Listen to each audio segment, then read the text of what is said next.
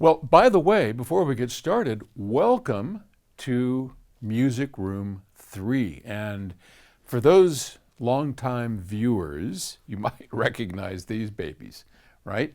These Infinity IRS 5 were in Music Room 2, which is our smaller of the two rooms, and my son Scott encouraged me in this sort of head-scratching thing, why didn't I think of that?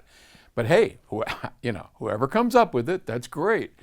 We moved them, and man, what a difference in sound. This is a much better place for the IRS-5. And I've got the woofer towers to the outside. We'll do a whole video on that. I think by the time you see this, we probably have. So anyway, this is the new Music Room 3. All right, this comes from Vince in Snow Hill, Maryland. Maryland. I know, they don't say Maryland, they say Maryland. Maryland. Paul, I am 60 years old. Okay, good on you. I miss the wonderful high-end hi-fi sounds of the 1970s. It seems to me that the younger generation of music fans desire convenience over quality of sound, and therefore it's difficult to find systems on the market that satisfy my 70s hi-fi spoiled ears.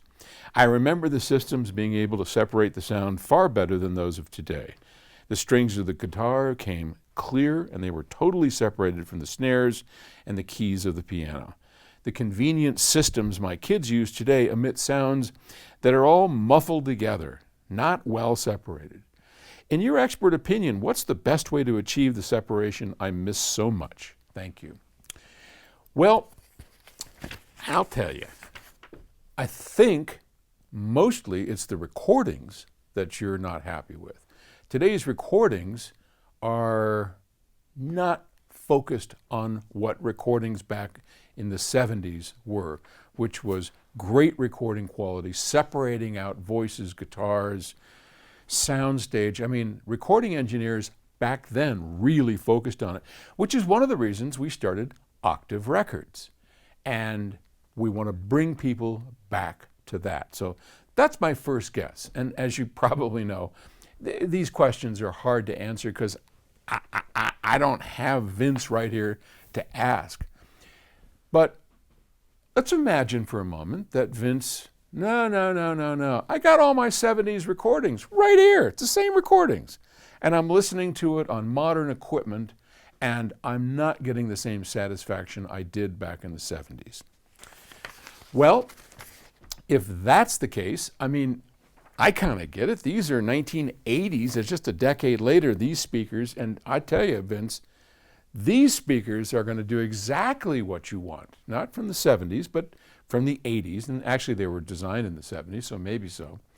And that's back when high-end audio was a thing. High-end audio was what everybody interested in music and its reproduction in the home was really interested in. Now, that has continued. PS Audio started 1974, been around 50-something, well, almost 50 years. And we're still very interested in that. I guarantee you bring any of your records here, not just to this system, but to any of our systems, and you'll hear exactly what you were looking for. So those systems exist. If you go down to Best Buy and pick up a stereo system, they're not looking to do what we're looking to do in high-end audio. Not even close. That's not their goal, never has been, never will be, because they're not into high-end audio, as 99% of the world is not into high-end audio. Most people would love to be part to it, but figure they can't afford it. Not true. Or they don't have the golden ears to appreciate it. Not true. But that's the general perception. Or they don't care.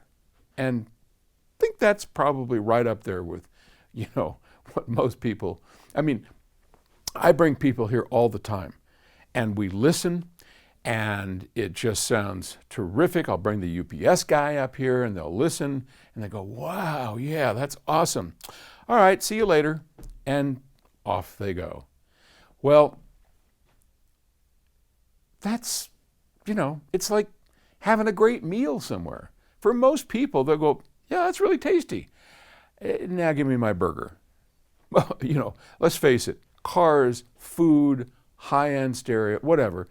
Most people will just give me the everyday kind. We're not that interested in that.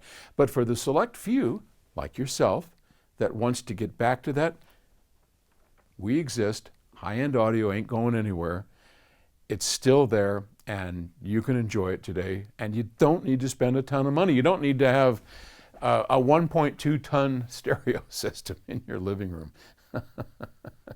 If you go to our website, you pick up a Sprout, a Sprout and an ELAC. I mean, it's like, what, $1,200 or something? That's a pretty cheap system, and you will have sound that you're looking for. Okay? All right. Thanks for the question. Talk to you later. Bye.